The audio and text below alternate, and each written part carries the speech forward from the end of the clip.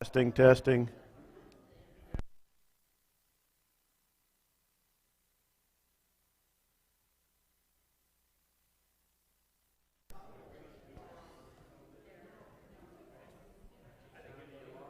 Sound the alarm. Well, good morning. It's nice to see those of you that are here on time and raring to go. We're going to be looking at Joshua chapter 15 this morning. If you want to prep by turning there. Let's see. I should announce, before I forget, this will be our last chapter in Joshua for a little while. We're going to, hey, Tom, would you mind grabbing the doors there? Thank you. Yes, you have to sit in suspense between 15 and 16 for a couple of months here. I think most of you are probably aware of it, but we're going to start a summer Sunday school series. We'll be meeting down in the basement. It's going to be a family Sunday school. We've got some really fun material lined up and some great volunteer speakers from within our own midst here. So I'm pretty excited about that. Looks like some really fun stuff. So we're gonna hit the pause button on Joshua after today and come back to it, I think, around Labor Day there in September. So for a couple of months.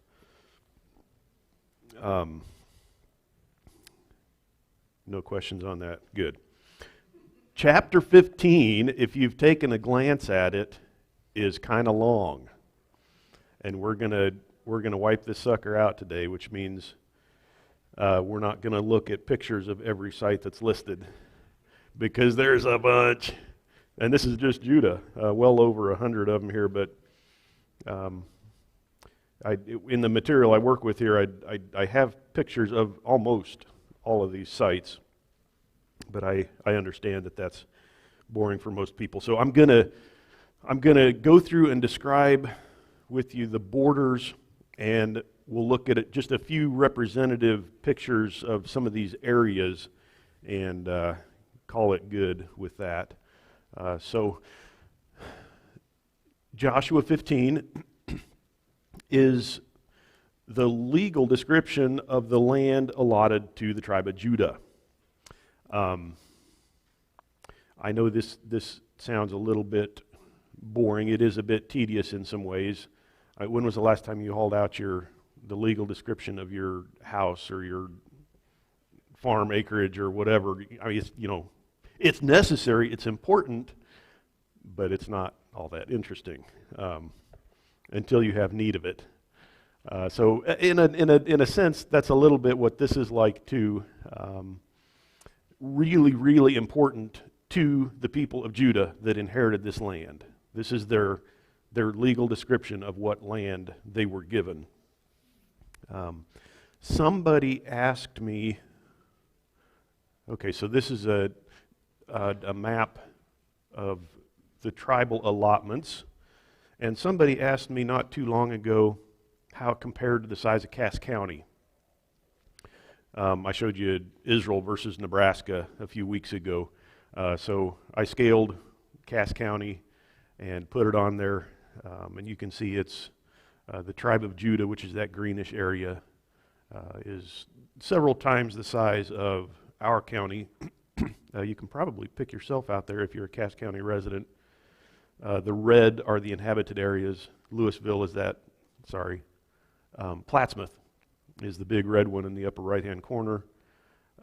Manly is right around the O in the word county. That's where we're at right now. Weeping Water right down below that. Plattsmouth above the word county. I think that's Cedar Creek that's up by the word Judah. A little bit larger area of all things.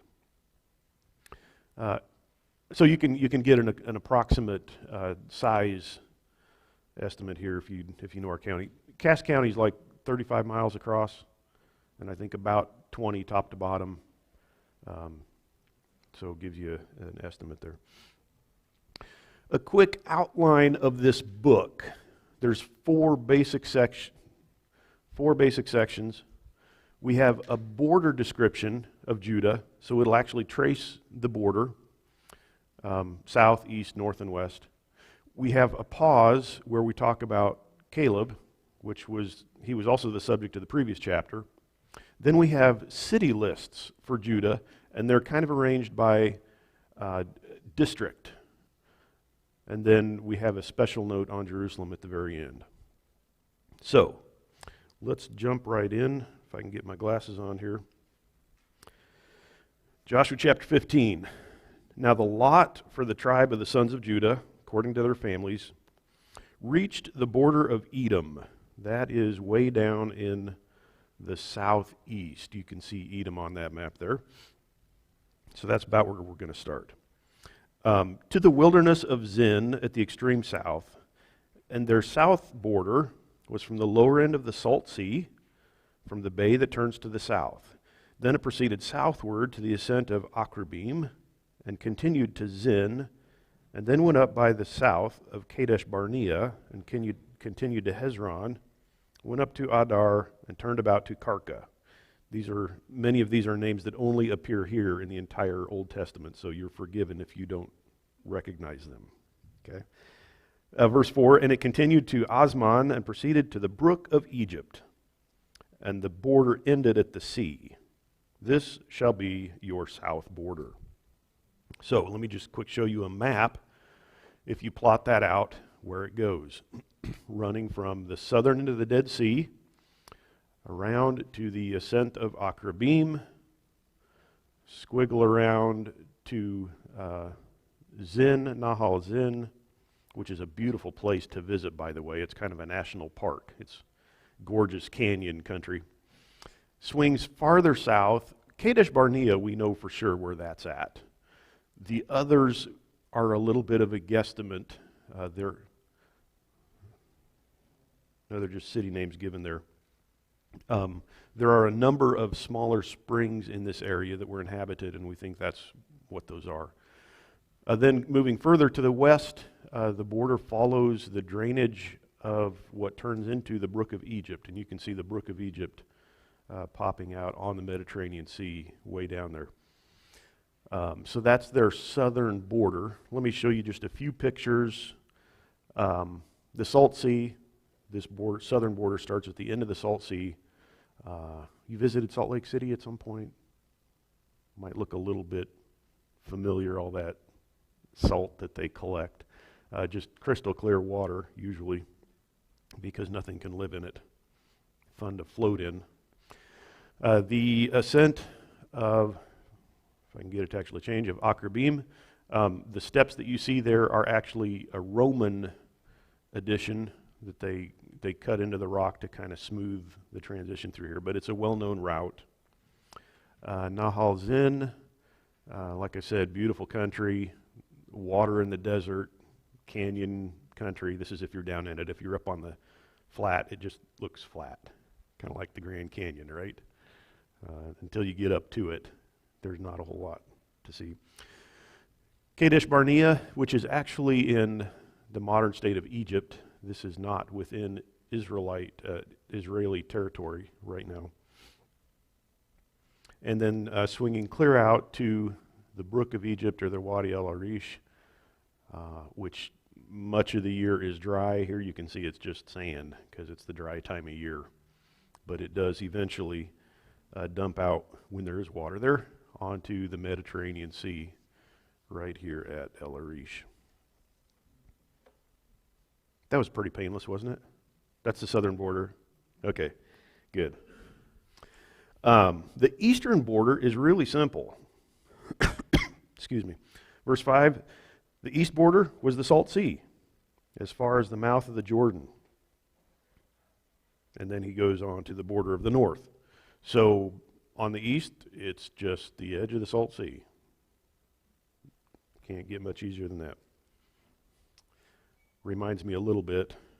Do you know how we do borders with our states? It's a little bit of a mixed bag. They came to be at different times. I guess I'm thinking particularly of Nebraska. What's our eastern border? Yeah, river, body of water, the Missouri River. The other couple? South, west, north. We had surveyors go out there and figure out what are they, parallels? 40th? Yeah. So somebody lines stuff up with the stars and makes a straight line. They didn't have that capability so much back in this day, and that's why we see. But I mean, bodies of water. Originally, Nebraska, part of Nebraska's northern border was the Niobrara. They changed that eventually to straighten it out with South Dakota. But so bodies of water make really good identifying marks. Here's one little, the Dead Sea, the Salt Sea, is quite large, and so it's hard to get a photograph of the entire thing unless you do a satellite photo. But this is one section of it. We're looking across it toward the east, so you can see the shore. We'll see a few cities along here, basically any place where there's fresh water, a spring, when we get down to the city lists. But a little further north, we do have a little more rain in the north. Einfeshka here, Qumran is not far from here. So that was their eastern border. Second half of verse 5. The border of the north side was from the bay of the sea at the mouth of the Jordan. The border went up, verse 6, to Beit Hoglah, continued on to the north of Beit Arba, and the border went up to the stone of Bohan, the son of Reuben. Whatever. Those are difficult to reconstruct. Kind of like if somebody 100 years ago said, your border goes to the giant oak tree and then south. Okay, that works as long as the oak tree stands, or as long as it's identifiable, or there's not a forest. The stone of Bohan, the son of Reuben. We don't know where that is. Anyway, but we know enough of the others that we can figure this out.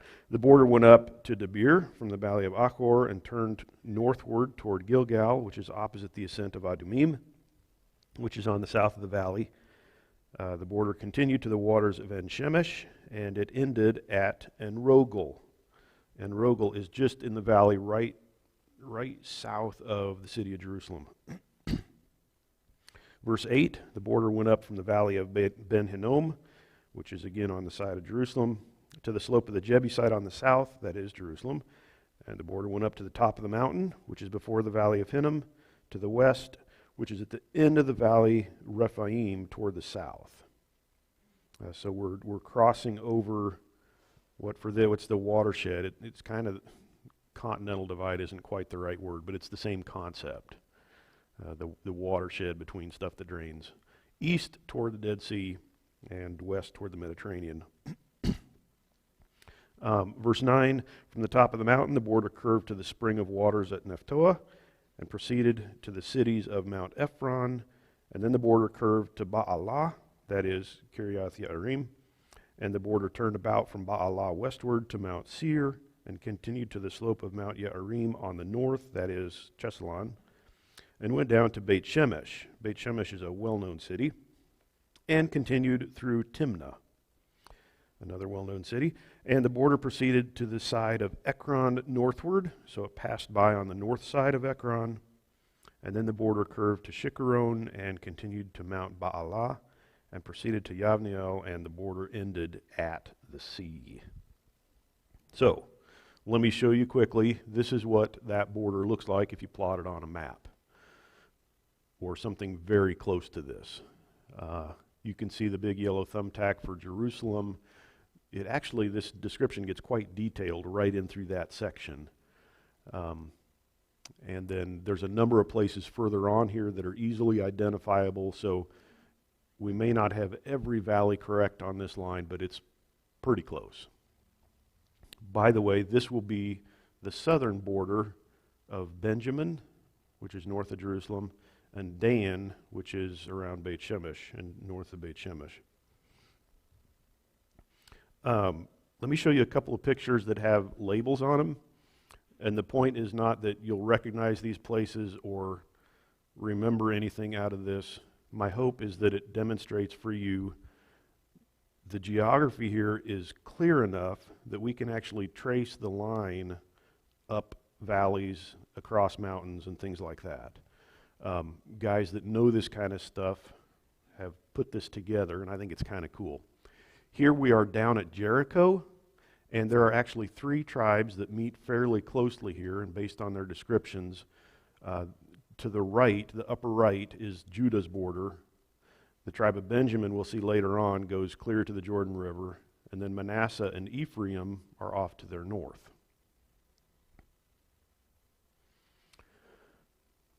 From Jericho, one would typically take the ascent of Adumim to get up to Jerusalem.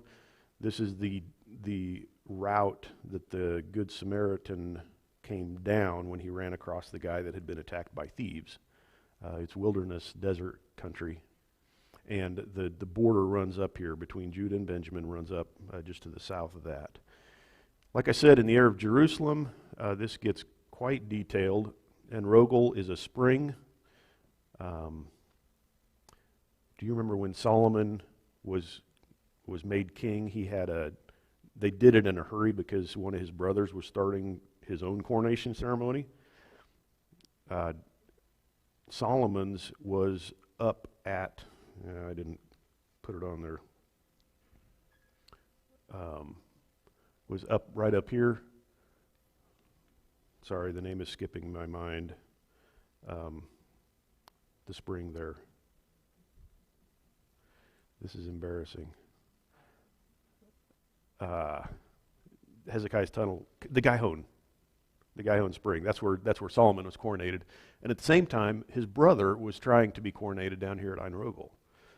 So there's some really interesting history. That's one example, anyway. You can see Ein Rogel there at the bottom, and we can trace the line of the border between Judah and Benjamin right up the Hinnom Valley. And at the top of that dotted line, you're approaching the watershed between east and west. Another shot from a little higher in the air. Further to the west, again, you can see Ein Rogel down here, ancient Jebus or Jerusalem here, and you can pretty much just follow this down the watershed. So if you're, I think I'll just skip a couple here. If you're ever wondering, for some reason, where exactly did that border go, we know. You may not be interested now, but the text is detailed enough that you can actually trace that, which is what you would expect of a legal description for land. Not all of the descriptions for the other tribes are this detailed. Judah gets a really strong emphasis here. It also gets one of the largest land masses of any of the tribes, which I think is intended to point out its importance. Back to the stone wall. Do you think they would have recognized that description in period like we would recognize Chimney Rock?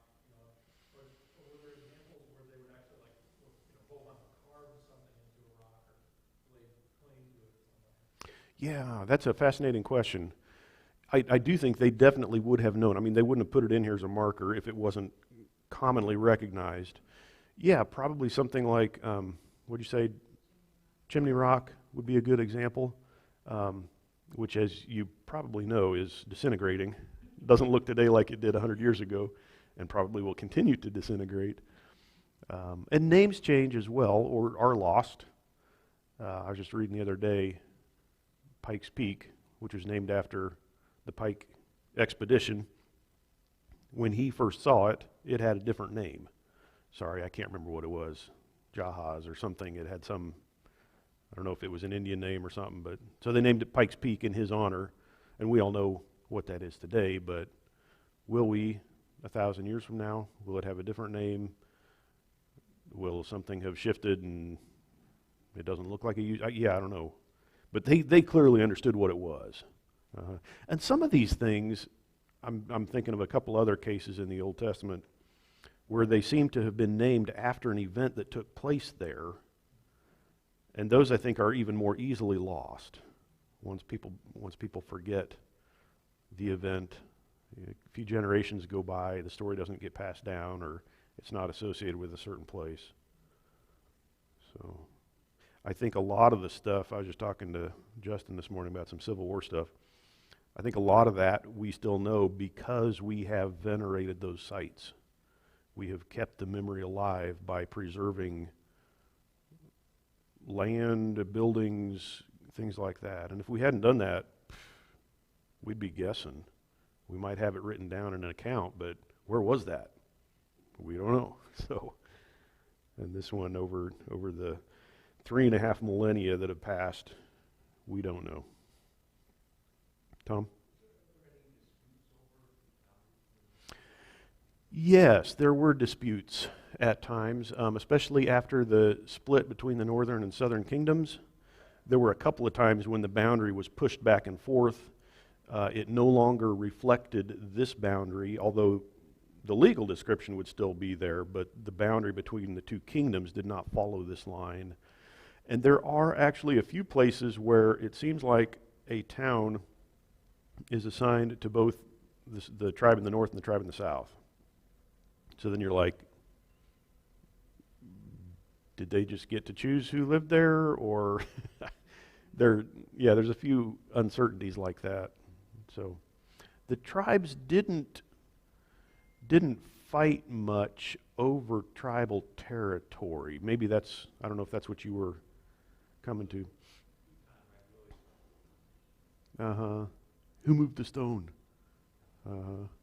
Yeah.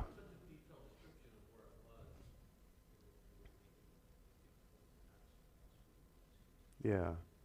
And the idea was that a family within a tribe would be given a certain allotment, and that was to go on forever. Their descendants were to take the same. Realistically, stuff changed. You get a couple generations that only have daughters. You have intermarriage between tribes. But there's always this permanent record. Was that Benjamin or was that Judah? So, yeah. Another.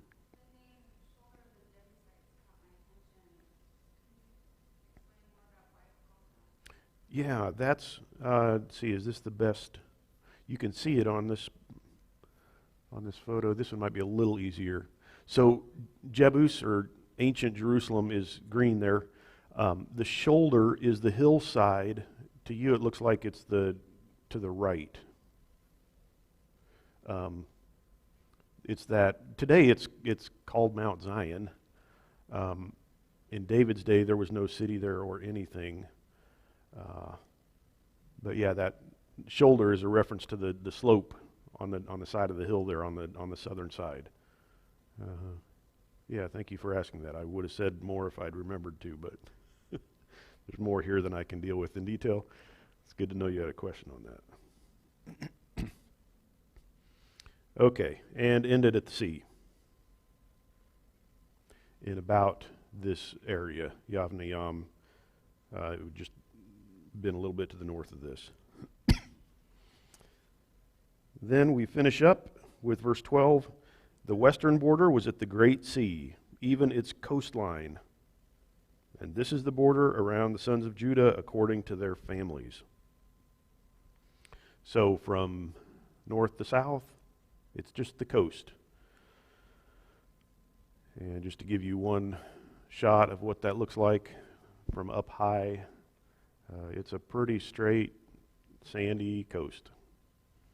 No good natural harbors along here. A couple of man-made ones. So if we put it all together, these are the borders as described in Judah. The yellow line on this map is the ridge route. It's also sometimes referred to as the road of the patriarchs. Abraham, Isaac, Jacob, when they traveled through the country, would travel up and down this road. We know that because of the cities that they passed as they went through. Hebron is right in the middle of there, Beersheba at the southern end, Jerusalem further north. Okay. Verses 13 to 19 recount what we saw in chapter 14. He gave to Caleb, the son of Jephunneh, a portion among the sons of Judah, according to the command of the Lord to Joshua, namely Kiriath Arba, Arba being the father of Anak, and then in parentheses, that is Hebron. That's what Kiriath Arba is. Caleb drove out from there the three sons of Anak, Sheshai, Ahiman, and Talmai, the children of Anak. Then he went up from there against the inhabitants of Debir. Now the name of Debir formerly was Kiriath Sepher. And Caleb said, the one who attacks Kiriath Sepher and captures it, I will give him Aksah, my daughter, as a wife. Whew, that's quite the prize, I assume. Guess I really don't know. Well, guess who went up and got the prize? Othniel, the son of Kenaz, the brother of Caleb, captured it.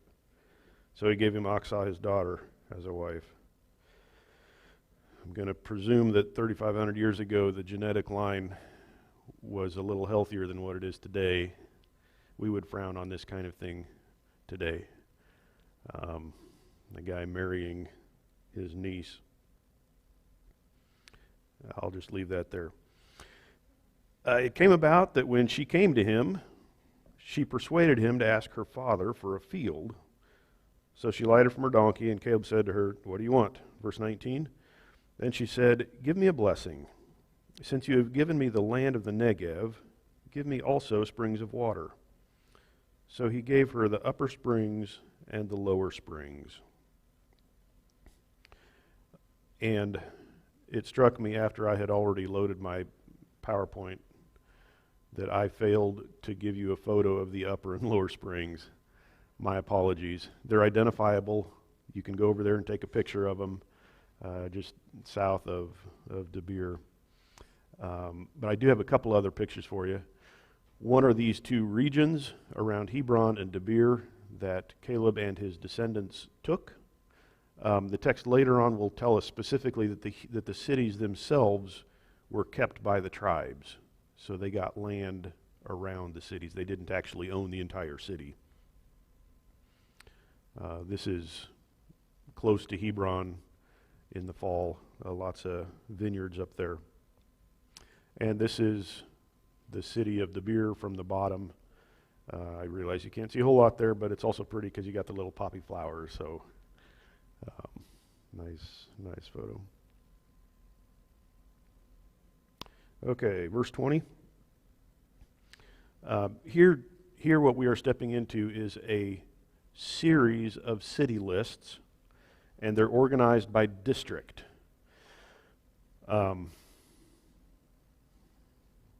We'll have the south, the foothills, the hill country, and then the wilderness.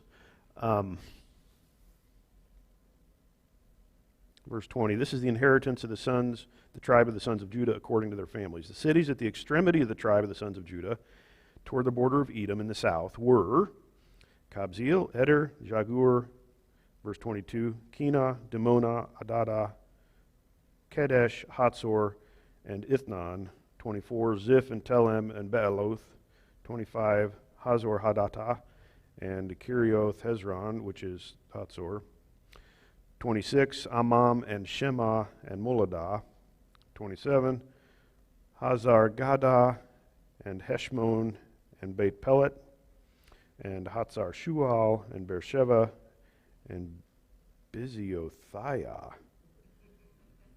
How'd you like to be from that town? Write that out on your mailing address. Verse 29, Baalah and Eim and Etzem and Eltolad and Chesil and Hormah. Verse 31, Ziklag and Madmana and Sasana. Verse 32, Lebaoth and Shilhim and Ayin and Rimmon. In all, 29 cities and their villages. So these are in the southern region. I don't know if you can see on this map a bit of a green highlight at the bottom. That's the Negev, and most of these cities are down in that area. Turn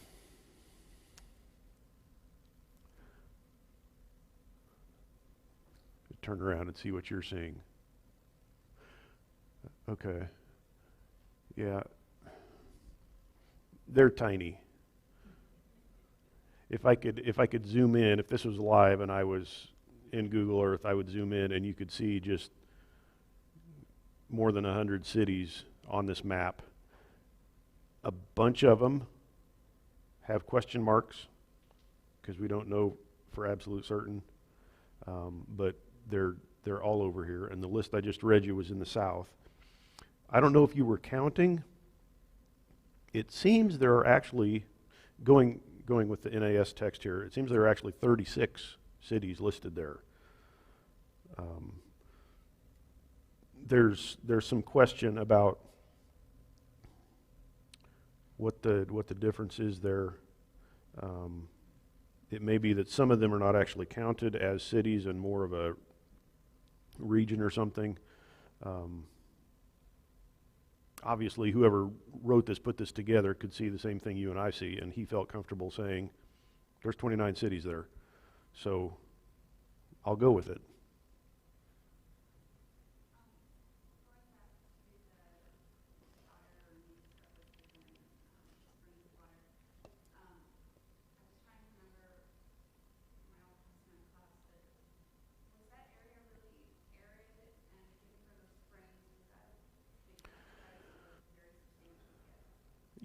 Yeah, giving her the springs was a substantial gift. I think it really allowed her to use the land. Was it a big sacrifice on his part to give it up? Yeah, it's getting pretty dry down there. I wouldn't have called it a big sacrifice on his part just because nobody else owned the land yet. So it's like, okay, you can have it. So I would consider it more of a gift to her. But yeah, important. Right. Yeah, I didn't keep anybody else from it. And we'll discover when we get to the, did you see on your map that Simeon is in the middle of Judah? When we get to Simeon, the text will tell us there simply weren't enough Judahites to fill the land. So they gave some of it to Simeon. That, I think, is important here, too. They're not fighting over everybody has to have a place to live. They have more land than they know what to do with. In fact, there's quite a bit that they never actually took.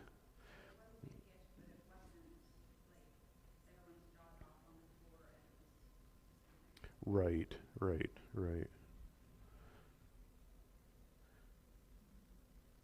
Good enough. Go back to this one. I got a lot of words to get through if I'm going to finish this. 33, in the lowland, you see the yellow line, that's the ridge route. So the hill country's on both sides of that. If you look just off to the left, you can see kind of a darker area a little bit. That's sometimes referred to as the Shephelah. It's the hill country. The hills are lower and more rolling, and that's what he's talking about here in the lowland. Verse 33, Eshtaol, Zorah, Ashna, Zanoah, En-Ganim, Tapua, Enam, Yarmuth, Adullam, Soko, Azekah, which is where David and Goliath fought. Sha'araim and Adathaim and Gederah and Gederathaim, 14 cities and their villages. Zenon and Hadashah and Migdal-Gad and Dilion and Mitzpah and Yakthiel, Lachish, Bozkath and Eglon, Kaban, Lachmas, Chitlish. I'm going to need a drink here in a moment. Gederoth, Beth Dagon, Naamah, and Makkedah, 16 cities with their villages, and Libnah, and Ether, and Ashan, and Iphthah, and Ashna, and Nezib, and Keilah, and Achzib, and Maresha, 9 cities with their villages, Ekron, and its towns, and its villages. From Ekron even to the sea, all that were by the side of Ashdod with their villages, Ashdod, its towns and its villages, Gaza, its towns and its villages, as far as the brook of Egypt and the great sea, even its coastline. That last section, Ekron, Ashdod, Gaza, those are what we consider to be today Philistine cities. They're out on the coast. And did you notice there's no summary X number of cities given there? The Israelites never went in and actually took that. Never conquered and inhabited it. Even up until the destruction of Jerusalem in 586. The end of Judah, they never took it. During the days of David and Solomon, they had at least some kind of control over it, but it was never Israelite territory. Even though here it is assigned to them. Legally it's theirs. Okay, verse 48 is the hill country. Again, the road of the patriarchs here, it's the rough country on either side of that. Shamir and Yatir and Soko, and Dana and Kiriath Sana, that is Debir, another name for it, and Anab and Eshtemoa and Anim, and Goshen and Halan and Gilo, 11 cities and their villages. Verse 52, Arab and Duma and Eshan, and Yanum and Beth Tapua and Aphekah. Verse 54, Humta, I wouldn't want to be from that town either. It reminds me of Humpty Dumpty or something. Humta, and Kiriath Arba, which is Hebron, and Zior, 9 cities with their villages, and Maon and Carmel and Ziph, and Utah and Yezreel and Yaktaim, and Zanoah, and Cain, Gibeah, Timnah, 10 cities with their villages. Verse 58, Halhul, Beit Zur, Gedor, and Ma'arath, and Bethanath, and El Tekon, 6 cities with their villages. Verse 60, Kiriath Baal, that is Kiriath Yearim, and Rabbah, 2 cities with their villages. And that's it for the hill country, at least the major cities. Verse 61, in the wilderness, so this is on your map here, it's that very light-colored off to the right. The reason it's light-colored is because there's nothing growing there. You're looking at bare rock. It gets no rain or virtually no rain and is essentially, even to this day, uninhabited because it's uninhabitable. So the brief little series of cities we'll read here in 61 and 62 are all located on springs along the edge of the Dead Sea. Ein Gedi is probably the one that's most familiar to you, but there will be several of them here. In the wilderness, Beit Araba, Medin, Sekaka, and Nibshan, and the city of Salt, and Ein Gedi, 6 cities with their villages. So for that entire region, there are a grand total of 6 villages. Yes. 63, last verse. As for the Jebusites, the inhabitants of Jerusalem, the sons of Judah could not drive them out. So the Jebusites live with the sons of Judah at Jerusalem until this day. That was the case until David took the city some 4 centuries after this. So clearly the book of Joshua was recorded during that, somewhere in that 400-year period, because it was still the case when the book was written.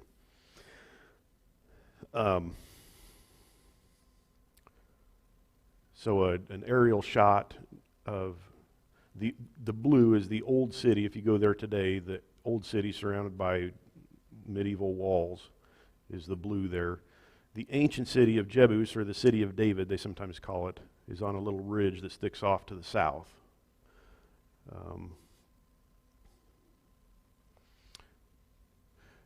This is one of the Amarna letters written to Amenhotep III, who was the father of Akhenaten, the weird Egyptian king that said, we're only going to worship one God.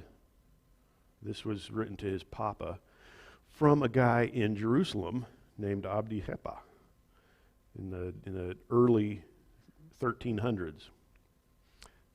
It fits right with what Joshua says. The Israelites didn't capture this city at this time. And so we're not surprised that a Canaanite king in Jerusalem writes a letter 50 years later to the king of Egypt, complaining about these Habiru that are disturbing his region. And send up some reinforcements. People are trying to take my land.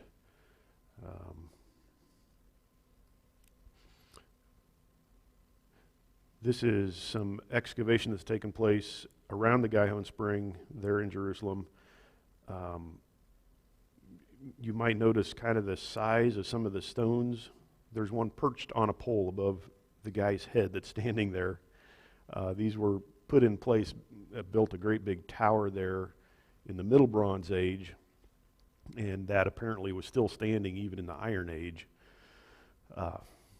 One of the reasons why I think this city was very difficult to take. They had the Gihon Spring as a water source, and they had secure access to it. They had large city walls and seemed impregnable until David came along.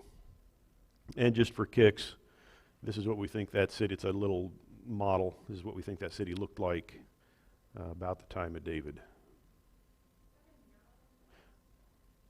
No. Oh, in the background, there, like with the ladder. Yeah, that's a mural. Yeah, they're showing you how the tower went up, and then the stuff you would have seen in the background, the city back there and whatnot, that stuck out on the eastern side.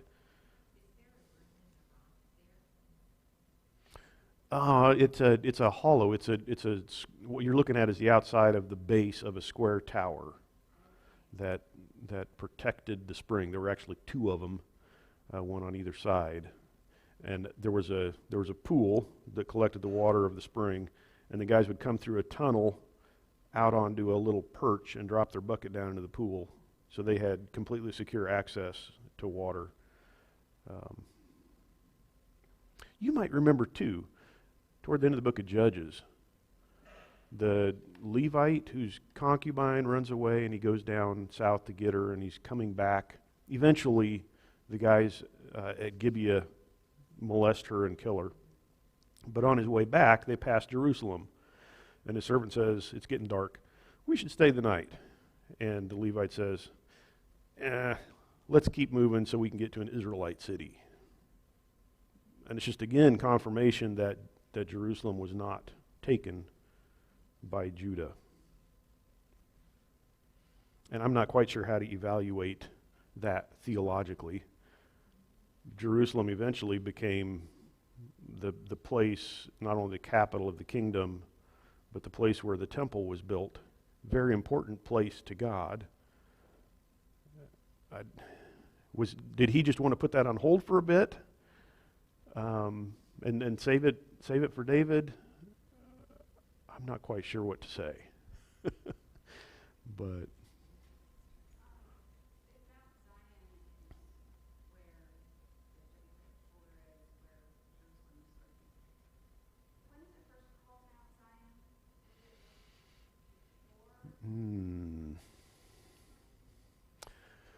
that's a good question. The name that comes to mind back in the patriarchal period is Moriah. I know we have verses that connect Moriah and Zion and the city of David and Jebus, all of those different names. We know it's the same place. When Zion first is used, I couldn't tell you off the top of my head. I have to look that up.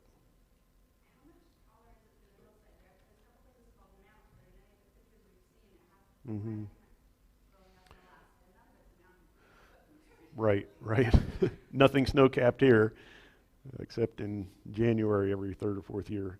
In this model, models are notoriously difficult to evaluate, but you can see the city spread out here, and the place where the temple would be built is visible just at the far right. You can see a little path going up to it. That's where Abraham almost sacrificed Isaac. That's where David went out to he sacrificed and stopped the plague of the angel of death. That's where Solomon built the temple. It is further up. Yeah. I'm guessing here, but probably 50, 60 feet higher than what you see as the north end of in this area, that's quite a bit. This is not the Matterhorn. Yes. Yeah. But yeah, it's noticeable. you would agree that you have to go up to move from this city up to that place. Mm-hmm. Okay. Just a few points to ponder here. This is a detailed legal description of the land assigned to Judah in fulfillment of God's promise, and that's important. It can be a bit boring, but it's important. We have our own things like that, and we understand that there's a place where that stuff just becomes critical. And here, of course, it's direct fulfillment of God's promise, going as far back as Abraham, that this land would be apportioned to his descendants. And I think it has use even today. Whose land is this? There's a big fight going on over that. And I think from God's perspective, it's an easy answer. I have given this to my people. I don't care how many other squatters there are. This is land I have given to my people. And then I think this also highlights Judah's importance. It's the first tribe here to be given land. It's given a lot of land. It's given a lot of text. We have the borders described, and then we have lists of cities. We won't see that for all the other tribes. There's a lot of 63 verses. It's the longest chapter in the book. And it's all about Judah and the Judahite territory. And I think that really shows the importance of Judah as a leading tribe. And of course, eventually, Judah will become the southern kingdom. It'll have a little bit of Benjamin. It'll have the section that was once called Simeon that's kind of morphed into Judah. But it's a really important, and of course, it's the line from which Jesus comes. He's born in this tribal territory in Bethlehem, and dies in this territory in Jerusalem. I think I'm done. Any last questions? You've been very patient. I see that hand.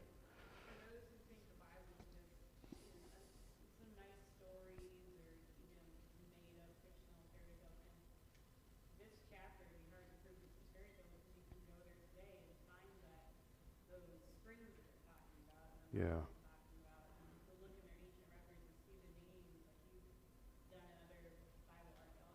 Yeah. Yeah. It's real stuff. Yeah, you can trace, it's not fairyland. You can trace where this border went. You can find the bulk of the cities even 3,500 years later. Yeah. Yeah. Yeah. Yeah. Good. Okay, so next week we're having a pancake feed. Tom's going to be making pancakes. We'll have some fruit and eggs and meat of some kind for those of us that are carnivores. So looking forward to that. Rick's actually going to do a short devotional, I think, to start us off, but most of it will just be eating and fellowshipping. And then we'll kick in the week after that. Daniel's going to teach us on 1 Kings chapter 13. I'll be putting it in the bulletin and stuff and giving you reminders, but you want to read that chapter. That's a fun story. Some nameless guy. So looking forward to that, and we'll have a bunch after that as well. Let me close this in a word of prayer. Lord, thank you for your word. We're excited to see how you fulfilled your promise, even in great detail, to your people. And you have made many promises to us as well, and we anticipate you fulfilling those just as fully and carefully. I pray that you would increase our faith as we wait for the fulfillment of those things. Help us to be faithful servants of yourself, and to be obedient to you and do what is right. And we pray that you would be pleased with the way that we live. In your